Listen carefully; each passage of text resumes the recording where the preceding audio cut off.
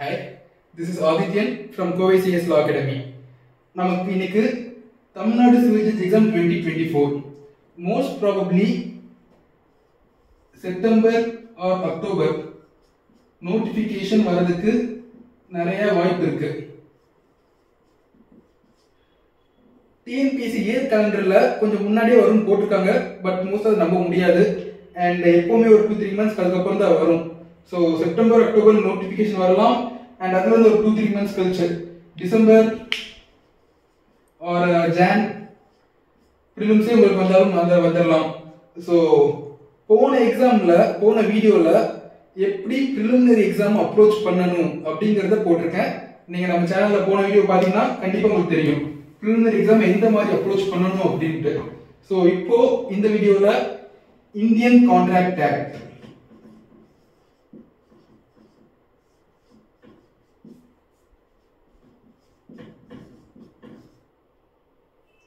The Indian Contract Act 1872, அதாவது இந்திய ஒப்பந்த சட்டம் 1872 இத பத்தி பார்க்க போறோம்.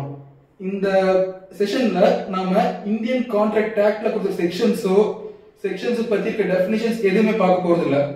கான்ட்ராக்ட் ஆக்ட் எப்படி படிக்கணும், ப்ரீவியஸ் எக்ஸாம்ல எப்படி கேட்டிருக்காங்க, எந்த அளவு இம்பார்ட்டன்ஸ் தரணும், எப்படி கான்ட்ராக்ட் ஆக்ட் அப்ரோச் பண்ணணும் எக்ஸாம்க்காக அப்படிங்கறத நம்ம இந்த செஷன்ல பார்க்க போறோம். கான்ட்ராக்ட் ஆக்ட் பிலிம்ஸ்க்கு மட்டும் தான் இருக்கே தவிர மெயின்ஸ்க்கு கான்ட்ராக்ட் ஆக்ட் இல்ல. சோ அதனால முக்கியம் இல்ல அப்படின்னு யாரும் நினைச்சவே கூடாது. ஏன்னா சொல்ற பாருங்க, 2018, 2019, 2023 மூணு எக்ஸாம்ல லாஸ்ட் நடந்த 3 எக்ஸாம்ல 2018ல 9 கேள்வி கேட்டிருக்காங்க பிலிம்ஸ்ல, 2019ல 15 கேள்வி, 2023ல 8 கேள்வி. சோ ஆன் ஆவரேஜ் கான்ட்ராக்ட் ஆக்ட்க்கு எல்லா வருஷமும் நாம ஒரு 10 மார்க்ஸ் 10 மதிப்பெண் 10 மார்க்ஸ் நாம பிரிலிமினரில எக்ஸ்பெக்ட் பண்ணலாம். 10 மார்க்ஸ்ங்கிறது 1/10 of the syllabus. So minimum 10 marks நாம கான்ட்ராக்ட் ஆக்ட் எப்பவுமே எக்ஸ்பெக்ட் பண்ணலாம். அது ரொம்ப ஈஸியா நாம கான்ட்ராக்ட் ஆக்ட் எடுக்கலாம். ஏன்னா டெஃபினிஷன் கான்செப்ட் எல்லாமே கான்ட்ராக்ட் ஆக்ட்ல ரொம்ப ஈஸியானது. அதோட கான்ட்ராக்ட் ஆக்ட் எப்பவுமே நமக்கு தேவைப்படும். நம்ம பிராக்டிஸ்ல எல்லா டைமுமே பிராக்டிஸ் பண்ணும்போது சரி, இல்ல நம்ம வேற என்ன ஆக்ட் படிச்சாலும் ஸ்பெசிபிக் எஃபெக்ட் கான்ட்ராக்ட் ஆக்ட் எல்லாம் படிக்க முடியாது. ஸ்பெசிபிக் எஃபெக்ட் வேற எது படிச்சாலும் நம்ம கண்டிப்பா கான்ட்ராக்ட் ஆக்ட் தேவை நமக்கு. அதனால நாம கான்ட்ராக்ட் ஆக்ட் ரொம்ப முக்கியம். பிலிம்ஸ்க்காக ஈஸியா மார்க் எடுத்துக்கலாம் கான்ட்ராக்ட் ஆக்ட்ல. இப்போ கான்ட்ராக்ட் ஆக்ட் 1872 enacted டேட் பார்த்தோம்னா 25/4/1872, 25th April 1872 ல contract act enacted and enforced on 1/9/1872. இந்த 1/9/1872 ல இன்னொரு ஆக்ட் என்ஃபோர்ஸ் ஆயிருக்கு. அது இந்த சேம் இயர்.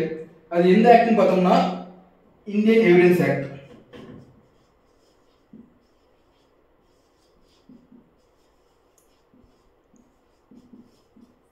சோ நாம ஒரு ஆக்ட் படிக்கும்போது அதுக்கு சிமிலரா இன்னொரு ஆக்ட் இருந்துச்சுன்னா எந்த ஆங்கிள் சிமிலரா இருக்குன்னு சொல்லிட்டு அதை சேர்த்து படிச்சிடணும். சேர்த்து படிச்சிட்டோம்னா நமக்கு இன்னும் ஈஸியா இருக்கும். சோ பிரிலிம்ஸ் பேசிஸ்ல பார்த்தோம்னா enacted and enforced ஆக்ட் கண்டிப்பா ரொம்ப முக்கியம். அண்ட் இந்தியன் எவிடன்ஸ் ஆக்டும் 1872 தான். So contract Indian evidence act வந்து ஆக்ட் 1 of 1872. ஆனா இந்தியன் கான்ட்ராக்ட் ஆக்ட் வந்து ஆக்ட் 9 of 1872. சோ இதுல இன்னொரு காமனாலிட்டி இருக்கு.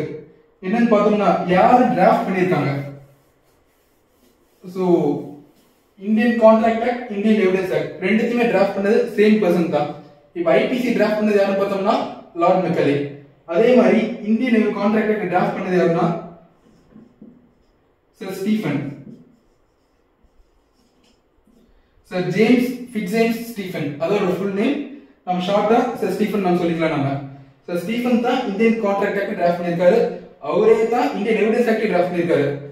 இவர் ஆக்சுவலி யாருன்னு பார்த்தோம்னா third law commission.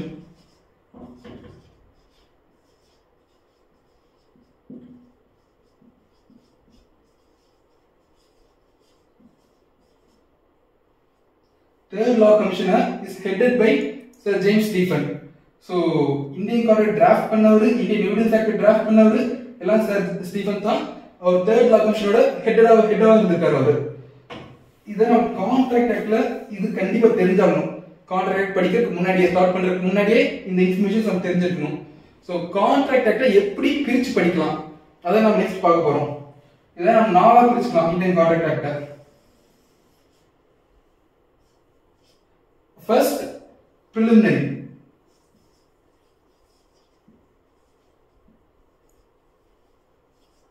Sections 1 and 2.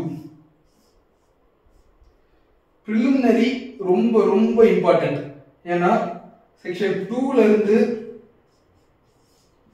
கேள்வி இல்லாம எக்ஸாம் பேப்பர் கண்டிப்பா இருக்காது. செக்ஷன் 2 வந்து டெஃபினிஷன்ஸ் தான் section 2.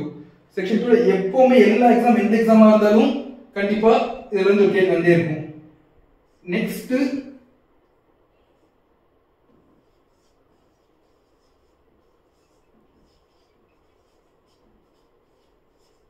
general contract, chapter 1 to 6, sections 1 to 75. இத ரெண்டா பிரிச்சுக்கலாம் நாம இன்னும்.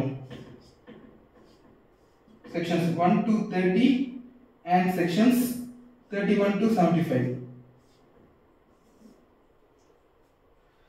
நமக்கு 1 to 30 ல இருந்து ரொம்ப அதிகமா கேள்விகள் வரும். ஏன்னா அதுவும் ரொம்ப இம்பார்ட்டன்ட். இதுல தான் நம்ம coercion, undue influence, misrepresentation, fraud எல்லாமே வரும். So 1 to 30 ரொம்ப இம்பார்ட்டன்ட். So section 1 to 30 நமக்கு ரொம்ப இம்பார்ட்டன்ட். எப்பவுமே 1 to 30 ல இருந்து क्वेश्चंस வந்துரும்.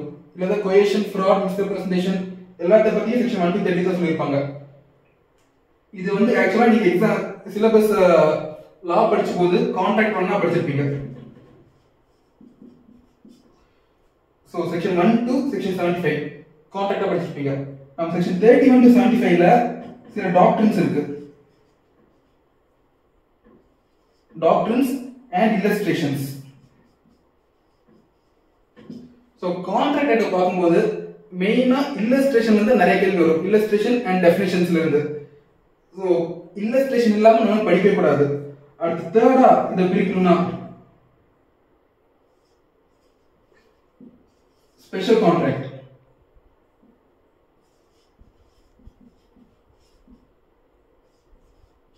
Chapter 8, Chapter 9, Chapter 10. Indemnity and guarantee, bailment, agency. Section 124 ல இருந்து 238 வரைக்கும்.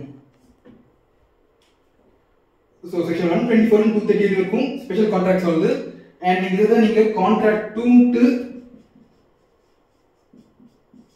எக்ஸாம்ல படிச்சிருப்பீங்க. சோ கான்ட்ராக்ட் 1 கான்ட்ராக்ட் 2 ரெண்டு பெரிய சப்ஜெக்ட் நம்ம படிக்கணுமா அப்படி நீங்க யோசிக்கவே வேண்டாம். ரொம்ப சிம்பிள். கான்ட்ராக்ட்ல ஈஸியா நம்ம மார்க் எடுக்கலாம். ஈஸியா மார்க் எடுத்து நம்ம பிரிலிம்ஸ் கிளியர் பண்றது ரொம்ப யூஸ்ஃபுல்லா இருக்கும் கான்ட்ராக்ட் ஆக்ட். இதுல இருந்து எல்லாமே படிக்கணும் அவசியமே இல்ல.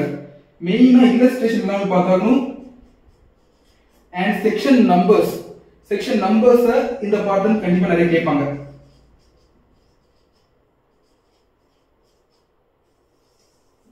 so illustration and section numbers ரெண்டுமே இதுல கண்டிப்பா பார்த்தாகணும். ரொம்ப ஈஸி தான். நம்ம செக்ஷன்ஸ் படிச்சிட்டு செக்ஷன் நம்பரை பார்த்துட்டு இல்லஸ்ட்ரேஷன் பார்த்துட்டு செக்ஷன்ஸ்ல சில வேர்ட்ஸ் இருக்கும் அதெல்லாம் பார்த்தாலே நமக்கு வந்து ரொம்ப ஈஸியா நம்ம கிளியர் பண்ணிடலாம். இதுல மெயினா டாக்டர்ஸ் கொஞ்சம் கம்மி தான். எல்லாரும் டாக்டர்ஸ் கம்மி தான். சோ பேர் ரீடிங்கே கான்ட்ராக்ட் ஆக்ட்ல மார்க் எடுக்கிறது ரொம்ப யூஸ்ஃபுல்லா இருக்கும். நம்ம லாஸ்டா பார்த்தோம்னா ரிப்பீட் போர்ஷன்ஸ். சோ நமக்கு chapter 7, chapter 11 and schedule 1 இது மூணுத்தையுமே ரிப்பீட் பண்ணிருக்காங்க. chapter 7 சேல்ஸ் ஆஃப் புக்ஸ் ஆக்டா போயிரும். இது பார்ட்னர்ஷிப் ஆக்ட்ல போயிரும். ஸ்கெட்யூல் வந்து ரிப்பீலிங் ஆக்ட் படி ரிப்பீட் பண்ணிருக்காங்க. சோ இதெல்லாம் நம்ம எந்தெந்த ஆக்ட் எந்தெந்த செக்ஷன்ஸ் அண்ட் எதுனா ரிப்பீட் பண்ணிருக்காங்க எந்த ஆக்ட் மூலமா ரிப்பீட் பண்ணிருக்காங்க இதை மட்டும் தெரிஞ்சிட்டாலே இது போர்ஷன் போதும். சோ கான்ட்ராக்ட் ஆக்ட்ங்கிறது இவ்வளவுதான். இதுதான் வேற எதுவுமே இல்ல. 1 to 2 கண்டிப்பா क्वेश्चन வந்துரும், இதுல இருந்து क्वेश्चन வந்துரும். சோ இல்லஸ்ட்ரேஷன் மட்டும் பார்த்தாலே போதும், you can get minimum 7 to 8 marks. So கம்மியா படிச்சிட்டு ரொம்ப ஈஸியா மார்க் எடுத்துக்கலாம். கான்ட்ராக்ட் படிச்சோம்னா ஸ்பெசிஃபிக் எஃபெக்ட் ரொம்ப ரொம்ப ஈஸி, அது கண்டினியூவேஷனா தான் வரும். சோ கான்ட்ராக்ட் மாதிரி ஸ்பெசிஃபிக் எஃபெக்ட் இருக்கும். அது பார்த்தோம்னா ஆக்சுவலி ஸ்பெசிஃபிக் எஃபெக்ட் வெறும் 42 செக்ஷன் தான். 42 செக்ஷன்ல இருந்தே போன்ற 9 கேள்வி வந்திருக்கு. சோ இவ்வளவு பெருசா படிச்சுட்டு ஒரு கண்டினியூவேஷனா ஜஸ்ட் ஒரு 42 क्वेश्चंस படிச்சோம்னா 42 செக்ஷன்ஸ் படிச்சோம்னாலே நமக்கு இப்போ இதுல 10 கேள்வி எழுத முடிச்சுனா அதுல எக்ஸ்ட்ரா இன்னொரு 7 கேள்வி 5 to 7 क्वेश्चंस எழுத முடியும். So contract plus specific effect படிச்சாலே மினிமம் 15 to 20 क्वेश्चंस கேரண்டியா நாம எழுதலாம். இது மாதிரி நம்ம பிரிச்சு எதை படிக்கணும்னு சொல்லிட்டு பார்த்து படிச்சோம்னா கண்டிப்பா நம்ம கிளியர் பண்ணலாம். இதுல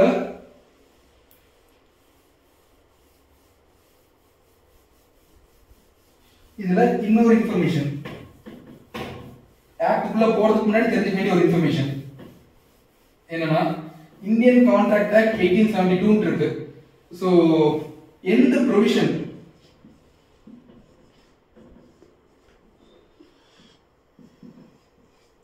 which provision gave power to continue the contract act?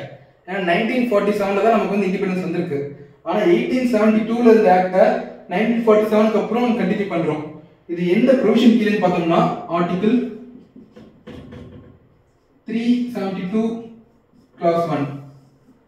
இதுபடி தான் நமக்கு வந்து எல்லா ப்ரீவியஸ் ஆக்ட்ஸ் எல்லாத்தையுமே வந்து கண்டினியூ பண்றதுக்கான பவர் நமக்கு கான்ஸ்டிடியூஷன் கொடுத்திருக்கு. சோ இந்த கிளாஸ் இதோட ஆக்சுவலா முடிச்சுக்கிறேன். நம்ம கான்ட்ராக்ட் ஆக்ட இதோட நெக்ஸ்ட் பார்ட்ட அடுத்த வீடியோல உங்களுக்கு சொல்றேன் நான். அண்ட் இது மாதிரி நம்ம சிவில் ஜட்ஜ் எக்ஸாம்க்காக 2024 எக்ஸாம்க்காக இன்டென்சிவ் கோச்சிங் நம்ம KCL அகாடமில கோயம்புத்தூர்ல ரெசிடென்ஸ் கோச்சிங்கோட, அதாவது accommodation, food, coaching, weekly test எல்லாமே நம்ம கவர் பண்ணி தரோம். நம்ம கோச்சிங்ல நீங்க படிக்க வேண்டியது மட்டும் தான் உங்க வேலை இருக்கும். நீங்க அகாமடேஷன் பத்தியோ ஃபுட் பத்தியோ வேற எதை பத்தியுமே கவலைப்பட தேவையில்ல. படிச்சுட்டு எக்ஸாம் வீக் நாங்க இருக்கிற எக்ஸாம் அட்மாஸ்பியர்ல நீங்க பிரிலிம்ஸ் எக்ஸாம்க்கு டிஎன்பிஎஸ் எக்ஸாம் எழுத போனீங்கன்னா எப்படி உங்களுக்கு புக்லெட் இருக்கும், எப்படி ஓஎம்ஆர் ஷீட் இருக்கும், அதே மாதிரி உங்களுக்கு எக்ஸாம்ஸ் நடக்கும். ஸோ உங்க ஃபியரும் போகும். இது மாதிரி நம்ம கோச்சிங் நம்ம ப்ரொவைட் பண்ண போறோம். எப்பன்னு பார்த்தோம்னா ஜூன் 1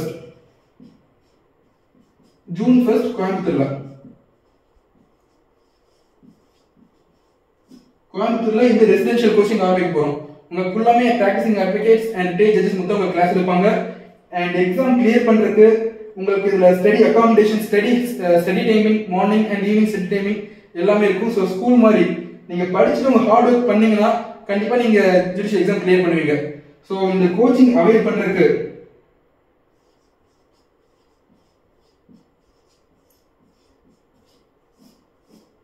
இந்த நம்பர் கால் பண்ணுங்க, 9597096612.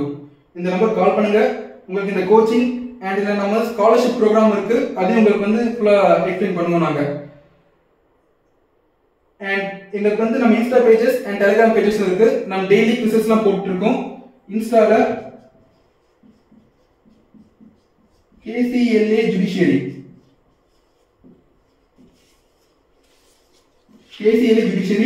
டெலிகிராமுக்கும் சேம் தான். ஸோ நம்ம பேஜஸ் ஃபாலோ பண்ணுங்க. அண்ட் டெலிகிராம் பண்ணா உங்களுக்கு டெய்லி குவிசஸ் இருக்கும். டெய்லி குவிஸ் அட்டெண்ட் பண்ணீங்கனாலே உங்களுக்கு எக்ஸாம்ல எப்படி குவிசஸ் கேட்கறாங்க, எப்படி லைக் MCQ கேட்கறாங்க அப்படிங்கிறது உங்களுக்கு நல்லாவே தெரியும். அண்ட் மெயினா நமக்கு வந்து வெறும் 50 ஸ்டூடெண்ட்ஸ் மட்டும்தான். So each student individual care இருக்கணும் அப்படிங்கறதுக்காக ஒன்லி 50 ஸ்டூடெண்ட்ஸ் இந்த பேட்ச் எடுக்கிறோம். ஜூன் 1 ல இருந்து ஸ்டார்ட் ஆகுது. ஸோ உங்களுக்கு இந்த 6 months மெயினா 6 months ப்ரோக்ராம் 6 months நீங்க இருந்தீங்கன்னா ஹார்ட் ஒர்க் போட்டீங்கன்னா வித்தவுட் உங்களுக்கு அகாமடேஷன் ஃபுட் பத்தி எதை பத்தி நீங்க கவலைப்படாம கோச்சிங் அண்ட் டெஸ்ட் கரெக்டா எழுதி ஹார்ட் ஒர்க் பண்ணா கண்டிப்பா ஜுடிஷியல் எக்ஸாம் கிளியர் பண்ணலாம். இந்த ஆப்பர்ச்சுனிட்டி மிஸ் பண்ணாதீங்க. நெக்ஸ்ட் கிளாஸ்ல நம்ம கான்ட்ராக்ட் பத்தி அடுத்த சாப்டர் பார்க்கலாம். Thank you.